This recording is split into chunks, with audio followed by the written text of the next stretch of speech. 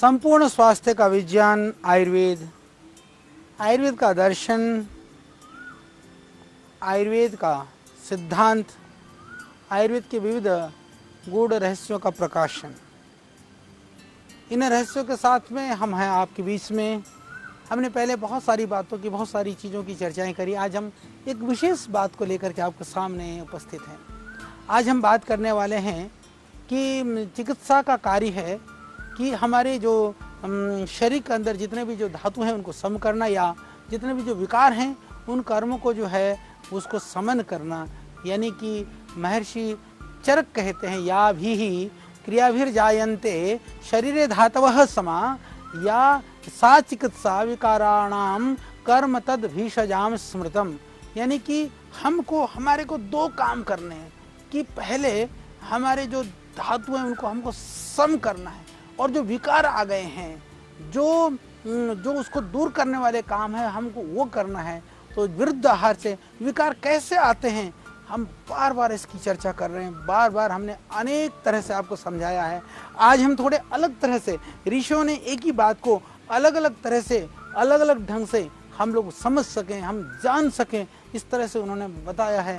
अद्भुत है आयुर्वेद, अद्भुत है आयुर्वेद की परंपरा। तो कहा कि विरुद्ध आहार विहार, जो नहीं खाना चाहिए। विरुद्ध का अर्थ होता है कि जो हमारे लिए सूटेबल नहीं है, जो हमको सूट नहीं करता है, हमारे जो अनुकूल नहीं है, एक तो वो विरुद्ध है। एक दूसरा विरुद्ध ये है कि हमको खाते समय तो स्वाद आ रहा है पर जा करके नुकसान करे। इस तरह का जो विरुद्ध आहार और इस तरह का जो व्यवहार है, विहार है, उसके कारण से शरीर में क्या हो जाता है, जो हमारे शरीर की धातुएं हैं वो बिगड़ जाती हैं, वो इधर उधर अस्त व्यस्त हो जाती हैं।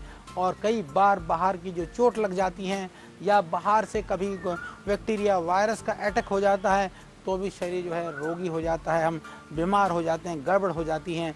तो इसीलिए कहा कि इसके लिए भी जो चिकित्सा के द्वारा उसके लिए 4 पाद की बात की गई। आयुर्वेद में हम चर्चा कर चुके हैं 4 पाद की, जैसे हमने बात करी। उसके अंदर चिकित्सक महत्वपूर्ण है, फिर उसके बाद में औषधि महत्वपूर्ण है, फिर सेवक है, फिर जो है औषधि सेवक चिकित्सक, और औषधि सेवक चिकित्सक के साथ साथ में रोगी।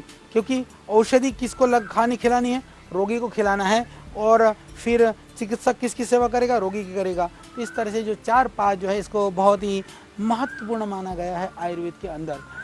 तो उस 4 पाद की जो क्रिया करता है उसे जो चिकित्सा कहते हैं। यानी कि 4 लोगों के द्वारा जो उस रोगी की जो सेवा करने का प्रयास किया जाता है उसको ही चिकित्सा कहते हैं। और इस चिकित्सा को हमने अलग अलग तरह से अलग अलग जगह पर वर्णन किया है।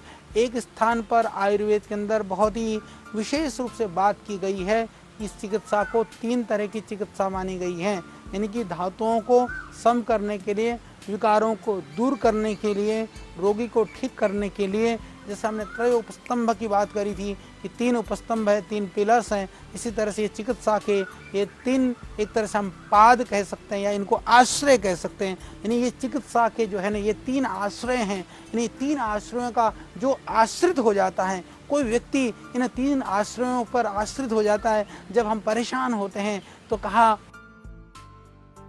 कि हम जाते हैं, कोई घर में भी कोई परेशानी हो जाती तो बाबा मैं ऐसा कराया, पिताजी यूँ हुआ, मम्मी आज मैंने यूँ कर लिया। हम अपने से बड़ों के पास जाते हैं। कहा कि ये जो आश्रय लेते हैं ना, ये 3 आश्रय यदि हम पा लेते हैं तो ये बोले रोगों से हम मुक्त हो जाते हैं। यदि आपको चिकित्सा करनी है तो बोले इन तीनों के आश्रय को जरूर प्राप्त कर लेना। ये कितनी बड़ी बात है। तो हम आज चर्चा करेंगे 3 कौन हैं। 2 तो बाहर हैं, एक तुम्हारे अंदर ही है। तो हम इन तीनों की आज बात करेंगे। 3 ये रहस्य की बात है। इस रहस्य को मैं आपके सामने व्यक्त करूंगा।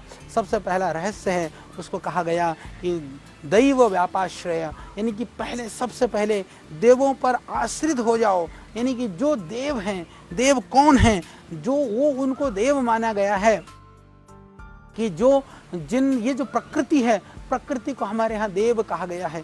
जो शक्तियाँ हैं, जो दृश्य है, अदृश्य जगत है, ये सारा जो अदृश्य जगत है उसको देव माना गया है। ये स्थूल देवताएं हैं।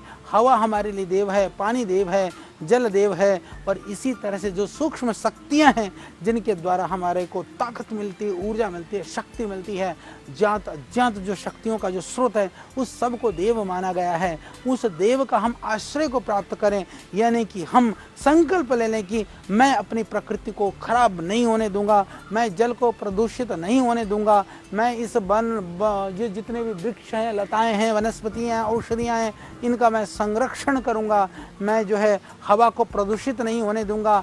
इस तरह के जो संकल्प के साथ व्यक्ति रहता है तो वह देव का आश्रय से, ये इसको बोलते हैं दैव व्यापाश्रय, उसके आश्रय को प्राप्त करके उसके शरण में जाकर के आदमी रोगों से बच सकता है। तो इसलिए कहा कि हमको सबसे पहले चिकित्सा करनी है तो बोले प्रकृति के शरण में जाओ। आज आदमी प्रकृति से विमुख हो रहा है, कहीं अतिवृष्टि है, कहीं अनावृष्टि है, कहीं गर्मी है, कभी वर्षा है, सर्दी है, एक प्राकृतिक रूप से जो स्वाभाविक है, कहीं अति है, कहीं अल्प है, यानी अतिवृष्टि, अनावृष्टि, अति शीत, अल्प शीत, ऋतु का समय पर न होना, पुष्प आदि जो खिलने का, फल लगने की जो व्यवस्था में परिवर्तन हो जाना, कहीं ना कहीं हमने देवों का आश्रय छोड़ दिया है। यदि दैव व्यापाश्रय का आश्रय हम लेते, इन देवताओं का हम सम्मान करते, सत्कार करते, यानी आयुर्वेद स्पष्ट रूप से वनस्पतियों, लताओं, वृक्षों की, जल की, पानी की, हवा की, अग्नि की, सबकी शुद्धि की बात करता है। हे मनुष्य, तू यदि निरोग होना चाहता है तो तेरे को इन देवों के शरण में जाना ही पड़ेगा। उन देवों से विमुख होकर के तेरे को कभी सुख, शांति और चैन नहीं मिल सकता। इसीलिए कहा कि आप जो है उन देवों के शरण में जाओ। तो उन देवों को खुश करने का क्या उपाय है? इसीलिए हमारे यहाँ तो हमारी परंपरा में जब मैं कई बार बात भी करता हूँ संस्कारों की, जब हमारे यहाँ बात की जाती है तो 16 संस्कारों की हमारी पावनी परंपरा है, पावनी संस्कृति है। उसके अंदर एक उपनयन संस्कार है। हमेशा ध्यान रख लेना, उपनयन संस्कार के अंदर यज्ञोपवीत धारण कराया जाता है। यज्ञोपवीत के अंदर 3 धागे होते हैं। तो 3 धागे होते हैं ना, जो मैं ऐसा मानता हूँ कि ये 3 जो युक्तियाँ बताई गई है, आश्रय बताए गए हैं ना, दैव व्यापाश्रय, युक्ति व्यापाश्रय और सत्तावजय।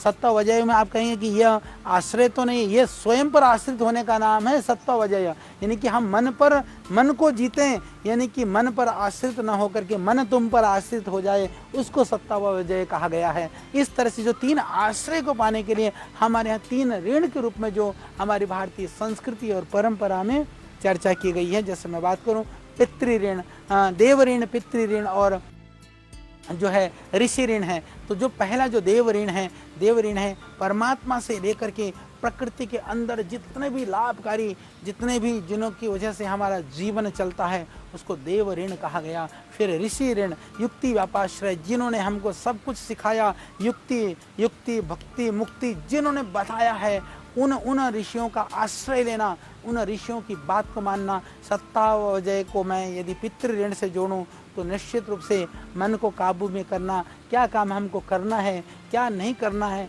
किसको करने से हमको सुख मिलेगा, किसको करने से हमको दुख मिलेगा, ये बड़े बुजुर्ग ही हमको सिखाते हैं, हमको बताते हैं। इसलिए हम इसको पितृ ऋण के साथ मैं इसको जोड़ना चाहूँगा। यह एक तरह से ये नए ढंग से हमने विचार किया तो मुझको लगा कि ये तीनों चीज़ को, ये बिल्कुल इससे जुड़ी हुई चीज़ हैं। तो हम चर्चा कर रहे हैं दैव व्यापाश्रय। ये बड़ी बात है कि देवों का आश्रय लो। हे मानव, तू सुखी होना चाहता है ना, यदि सुखी होना चाहता है तो बोले देवों का आश्रय लो, उनके आश्रित हो जाओ, उनके लिए आप उनके हितैषी हो जाओ, उनके प्रिय हो जाओ। तो देवों को प्रिय कैसे हुआ जाता है? जो हम सोचते हैं कि देवों के प्रिय होने के लिए हम मठ मंदिर, गुरुद्वारा, मस्जिद और विविध तरह की पूजा, उपासना, साधना, पता नहीं हम क्या क्या आलम्बन लेते हैं। मज़ारों से लेकर के, गुफाओं कंदराओं से लेकर के, न जाने उस देव की खोज में हम कहाँ कहाँ पर भटकते रहते हैं। परंतु जो परमात्मा ने हमें यह मस्तिष्क दिया है, ज्ञान दिया है, अपने अंतर के ज्ञान के चक्षु खोल करके सही कर्म में प्रवृत्त होने की कभी भी हमें प्रवृत्ति हम नहीं कर पाते हैं। तो कहा कि दैवों का आश्रय लो। दैविक का आश्रय का अर्थ पहले आप सात्विक बने। वो आप ईश्वर विश्वासी बने, आस्तिक बने। जो आस्तिक व्यक्ति होता है वो बहुत सारे गलत कर्मों से बचता है, क्योंकि उसको ये महसूस होने लगता है ईशावास्यमिदं सर्वम यत्किंच जगत्याम जगत, यानी कि सारी दुनिया में परमात्मा का वास है, सब जगह पर ईश्वर है, मैं जहाँ भी जाऊँगा जो भी करूँगा कोई तो मेरे को देखने वाला है। जब इस तरह की भावनाएं हमारे मन में होती हैं, कई पाप कर्मों से हम बचते हैं। तो बहुत सारे पापों से ये देव के प्रति जो आश्रय है, विश्वास है हमारी, उसके लिए जो एक रुचि है वो हमको बचाती है। कई लोग कहेंगे कि हम तो परमात्मा को नहीं मानते, सत्ता को नहीं मानते। मैं उनके लिए कहना चाहता हूँ, यदि ईश्वर को नहीं मानो तो प्रकृति को तो मानते हो ना, तो प्रकृति का संरक्षण करो। संरक्षण, मैं एक बात सीधा सा कहता हूँ, प्रकृति का संरक्षण करने वाले हम कोई नहीं होते। हम प्रकृति का संरक्षण नहीं कर सकते हैं। फिर आप कहेंगे क्या ये जो प्रकृति में जो भी स्थिति है इसको होने देना चाहिए? मैं कहूँगा कतई नहीं होने देना चाहिए। पता है क्यों? प्रकृति का हम संरक्षण नहीं करते, हम प्रकृति का हम बिगाड़ करते हैं। हम बिगाड़ करना छोड़ दें, प्रकृति का संरक्षण तो अपने आप हो जाएगा। जो प्रकृति का जो हम बिगाड़ करते हैं, बिगाड़ करोगे तो मेरे भाई उसके बिगाड़ करने के स्वरूप तुम पाप के भागी बनोगे, यानी दुख के कारण बनोगे। आज आप देखते हैं कि विविध तरह के जो अतिवृष्टि, अनावृष्टि, बाढ़ है, आंधी है, बहुत तरह के आजकल बैक्टीरियल वायरल डिजीज क्या क्या है, क्या क्या नहीं फैल रहा है ये वातावरण के अंदर। कभी चिकनगुनिया आ जाता है, कभी डेंगू आ जाता है, कभी स्वाइन फ्लू आ जाता है, नहीं हो तो कोविड-19 आ जाता है। मेरे भाई ये अंत नहीं है, ये और भी कुछ होने वाला है, और कुछ बिगड़ने वाला है। एक वायरस आ जाएगा, एक बैक्टीरिया आ जाएगा, तुम्हारा दिमाग ठीक कर देगा। जो हम कूद कूद करके पूरी धरती मापते थे ना, सारी धरती मापनी बंद हो गई। हम एक कमरे में हमको आकर के बंद होना पड़ा। ये दैव व्यापाश्रय के अभाव की वजह से हमने उस दैवीय सत्ता को, उस दैवीय अस्तित्व को हमने कहीं भुला दिया था। हम भूल गए थे कि हमसे बढ़कर के भी कोई है, वह प्रकृति है। उसी प्रकृति का जो संचालन करने वाली शक्ति है वो परमात्मा है। उस शक्ति को, उस परमात्मा को याद कर करके पाप कर्म से बचिए। यही दैव व्यापाश्रय है। उसके लिए हमको क्या करना है? परमात्मा चापलूस नहीं है। उसकी मात्र स्तुति गान करने से, उसके कीर्तन और गुणगान से परमात्मा खुश नहीं होता है। अब तो परमात्मा को पाना चाहते हैं तो हमको बैठ करके साधना करनी होगी, तब करना होगा। और बैठ करके यज्ञ करिए। दैव व्यापाश्रय के लिए सर्वोत्तम हमारे यहाँ मनुष्य मात्र के लिए पंचकर्म का निधान किया गया। प्रतिदिन के लिए पंच महायज्ञों का विधान किया गया है। पंच महायज्ञ में कहा देव यज्ञ, ब्रह्म यज्ञ, अतिथि यज्ञ, बलिविश्व देव यज्ञ और पितृयज्ञ। ये जो 5 यज्ञों का जो विधान किया गया है, उसके अंदर ब्रह्म यज्ञ और देव यज्ञ को ही हम यज्ञ कहते हैं, उसी को हम हवन कहते हैं। उसकी बड़ी शास्त्रों के अंदर प्रार्थना की है, बड़ी प्रशंसा की गई है, बड़ी व्याख्या की गई है। सखाय आ निषीदत पुनः न आ प्रगायत यज्ञम न परिभूषत श्रेय। हे मानव, तुम अपने कल्याण के लिए, जग कल्याण के लिए इकट्ठे हो जाओ, हो करके बैठ करके चिंतन करो, मनन करो, साथ में औषधियों के द्वारा यज्ञ करो। ये जितने भी बैक्टीरियल और वायरल प्रॉब्लम है, यदि हम सही ढंग से यज्ञ करें, जड़ी बूटियों को डाल करके यदि अग्नि में आहुति डालें तो इसमें काफ़ी लाभ हो सकता है। तो हम पहले बात करते हैं कि जो सूक्ष्म कर्म है, ये युक्ति व्यापाश्रय यानी ऋषि प्रोक्त जो औषधियों के सेवन से भी ये सूक्ष्म क्रिया है, ये देव के द्वारा, परमात्मा के द्वारा, दिव्य जो पुरुष हुए हैं उनके द्वारा हमारे लिए निर्देशित ये विधाएं हैं। तो इनके द्वारा हम अपने को रोग से मुक्त कर सकते हैं, रोग से बचा करके रख सकते हैं। इसलिए हम रोग से मुक्त होना चाहते हैं, जीवन को दुख से मुक्त करना चाहते हैं, या हम ये कहें कि यदि आप अपने आप को जितने भी प्रतिकूलता हैं उनसे बचाना चाहते हैं तो आपको क्या करना पड़ेगा? आप प्रतिदिन साधना करिए, मंत्रों का उच्चारण करिए, कहा उपवास करिए, यानी कि अपने आप को जो अलग अलग तरह की जो दिव्यताएं हैं अपने अंदर दिव्यता को भरिए।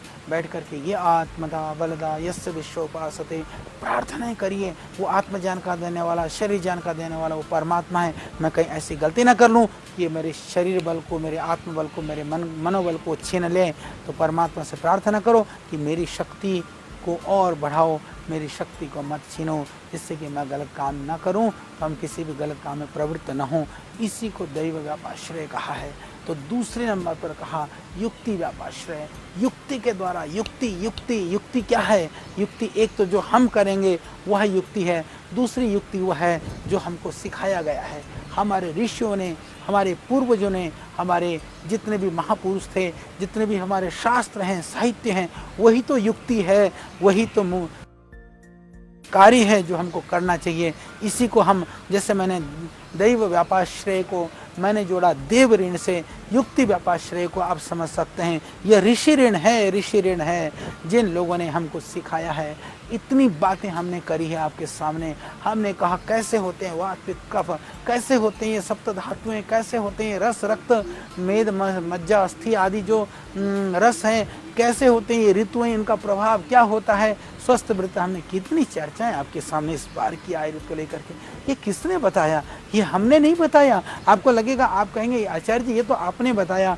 सच मानिए मैंने कुछ नहीं बताया। जो ऋषियों का द्वारा दिया हुआ अथाह ज्ञान सागर है, अथाह भंडार है, उस भंडार में से कुछ बातें मैंने आपके सामने रखने का प्रयास किया। उस युक्ति को, जिस युक्ति को ऋषियों ने दिया, उस युक्ति को मैंने आप तक पहुंचाने का प्रयास किया। तो वही तो युक्ति व्यापाश्रय है।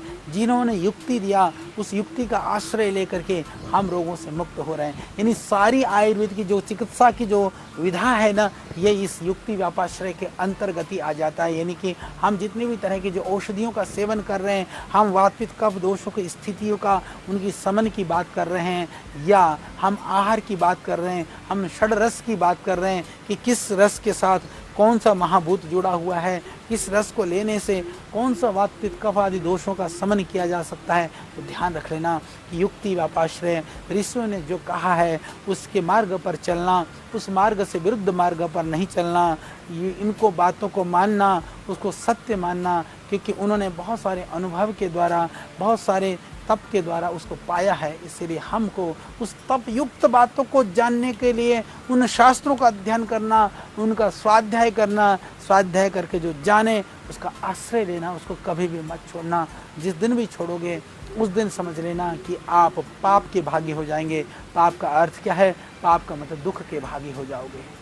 कि सुख का मूल पुण्य, दुख का मूल पाप, यानी कि जो दुख है वो पाप के कारण से। तो इसलिए हमको उस युक्ति को, युक्ति का आश्रय लेना, युक्ति को नहीं छोड़ना है। यानी कि कभी भी गलती से एक बार भी हमको गलत आहार, गलत विहार, गलत आचरण नहीं करना है।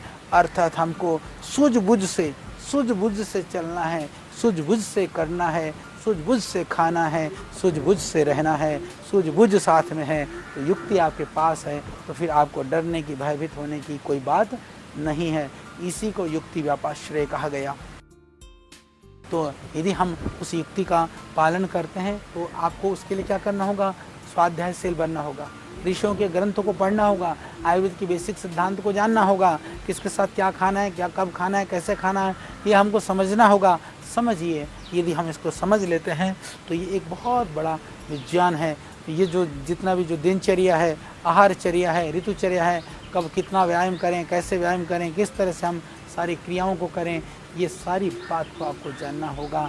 तो आप समझ गए होंगे कि हमने पहले ये हमने जाना, दैव व्यापाश्रय को हमने जाना, समझा। उसके बाद मैंने आपको 2 नंबर पर बताया युक्ति व्यापाश्रय क्या है और हमको कैसे ये हमको ये ऋषि ऋण से उर्ण कर देता है। यदि हमने युक्ति व्यापाश्रय का, यदि हमने आश्रय ले लिया, ये युक्तियों का आश्रय ले लिया, यानी हमने ऋषियों का आश्रय ले लिया, हमने अपने विधाओं का आश्रय ले लिया, तो ये हमको निश्चित रूप से कष्टों से तारने वाला होगा, ऋषि ऋण से भी उर्ण करने वाला होगा। क्योंकि हम युक्ति के द्वारा कभी किसी के प्रति हम कृतज्ञ नहीं बनेंगे।